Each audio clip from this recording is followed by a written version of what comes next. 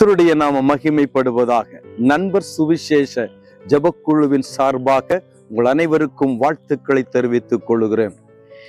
இன்றைய ஆத்துமா மன்னா சங்கீத புஸ்தகம் 28:6. கர்த்தருக்கு ஸ்தோத்திரம், அவர் என் விண்ணப்பங்களின் சத்தத்தை கேட்டார். பிரியமானவர்களே, விண்ணப்பத்தின் சத்தத்தை கேட்டார் அல்ல, விண்ணப்பங்களின் சத்தத்தை கேட்டார். எந்த காரியத்தை தேவனிடத்துல விசுவாசத்தோடு கேட்டாலும் அவர் உனக்கு பதில் கொடுக்கிற தேவனாக இன்றைக்கு அவர் ஜீவித்துக் கொண்டுதான் இருக்கிறார். ஹல்லேலூயா. ஆம் பிரியமானவர்களே, ஆண்டவருடைய வார்த்தை சொல்லுகிறது, எந்த நிலையில் கூப்பிடுகிற பொழுதும் கர்த்தர் உன் ஜெபத்திற்கு பதில் கொடுக்கிறார். குறிப்பாக சங்கீதம் 107:19 இருந்து 22 வசனங்கள் வரை நீங்கள் பார்க்கிற பொழுது அங்கே ஆபத்து காலத்துல ஆண்டவர் வசனத்தை அனுப்புகிறாராம். எவ்வளவு அழகான ஒரு வார்த்தை. எனக்கு ஒரு பிரச்சனை அப்படின்னு சொன்னா அவர் வார்த்தையால் என்னை திருப்தியாக்குகிறார். வார்த்தையினால் கர்த்தர் என்னை சுகமாக்குகிறார். அதுதான் நாம் பார்க்க முடியும். அவர் என் விண்ணப்பங்களின் சத்தம் எல்லாவற்றையும் கேட்கிறதான கர்த்தர். சங்கீதம் 118:5 வசனம் சொல்லுகிறது, துயரத்தில் இருந்து நான் கர்த்தரை நோக்கி கூப்பிட்டேன், அவர் எனக்கு செவி கொடுத்து என்னை விடுவித்தார் என்று சொல்லி பார்க்க முடியும். நீ எந்த நிலைமையில் இருந்து தேவனை நோக்கி கூப்பிட்டாலும் கர்த்தர் உனக்கு பதில் கொடுக்கிறவர். கர்த்தர் உன் ஜெபத்திற்கு பதில் கொடுக்கிறவர். அவர் உனக்காகவே பதில் கொடுக்கும்படி உன்மேல் தாகமாய் வாஞ்சையாய் இருக்கிறார். இதே 66வது சங்கீதம் 19வது வசனம், உண்மையாய் கர்த்தரின் ஜெபத்திற்கு சத்தத்தை கேட்டார், கர்த்தருக்கு ஸ்தோத்திரம், ஜெபத்தை தள்ளவில்லை என்று சொல்லுகிறார். உண்மையாய் கர்த்தரின் ஜெபத்தின் சத்தத்தை கேட்டார், கர்த்தருக்கு ஸ்தோத்திரம், ஜெபத்தை தள்ளவில்லை என்று சொல்லப்படுகிறது. ஆண்டவருக்கு அநேக நாமங்கள் இருக்கிறது. அதிலே ஒரு நாமம் ஜெபத்தை கேட்கிறவர் என்று சொல்லப்படுகிறது.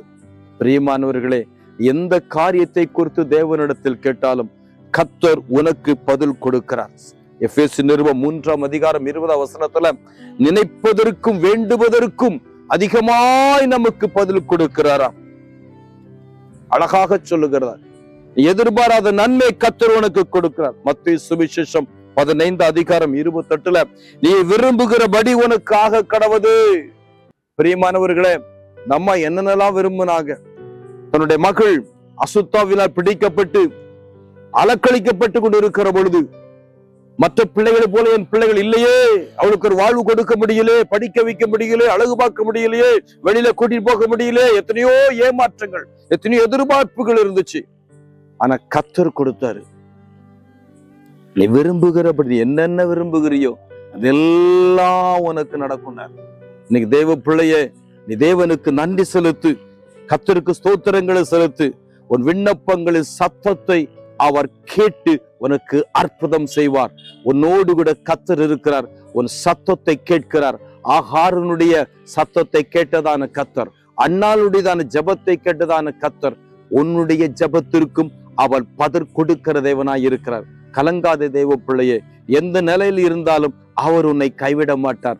உன் அருகிலே இருந்து நான் உன்னோடு கூட இருக்கிறேன் என்று கர்த்தர் சொல்லுகிறார். பிரியமானவர்களே, இந்த சத்தத்தை கேட்கிற உங்க வாழ்க்கையில யாராயிருந்தாலும் கவலைப்படாதிருங்கள். ஆண்டவர் உங்களுக்கு ஒரு அற்புதத்தை செய்வார். நாம் ஜெபிக்கலாமா? ஜெபம் செய்வோம். எங்களை அளவுக்கு அதிகமாக நேசிக்கிற நல்ல தகப்பனே, இயேசுவின் நாமத்தினால் நாங்கள் உமக்கு நன்றி செலுத்துகிறோம். உம்முடைய வார்த்தையின்படியே எங்கள் சத்தத்தை நீர் கேட்டீர் என்று நாங்கள் பார்க்கிறோம். சாமி, நாங்கள் எந்த நிலையில் இருந்தாலும் எங்கள் சத்தத்தை கேட்கிறீர். எப்படிப்பட்ட சூழ்நிலையில் இருந்தாலும் எங்கள் சத்தத்துக்கு செவி கொடுக்கிறீர் ஆண்டவரே. எங்கள் ஜெபத்தை தள்ளவே மாட்டீர் ஆண்டவரே. உமக்கு நன்றி. அப்படியே இந்த சத்தத்தை கேட்கிற ஒவ்வொருவருடைய வாழ்க்கையிலையும் ஜெபத்தை கேட்டு அவருடைய வேண்டுதல்கள் படி ஆண்டவர் அருள் செய்யும்படியாய் ஒப்பு கொடுக்கிறோம். இயேசுவின் நாமத்தில் கேட்கிறோம் நல்ல பிதாவே, ஆமென்.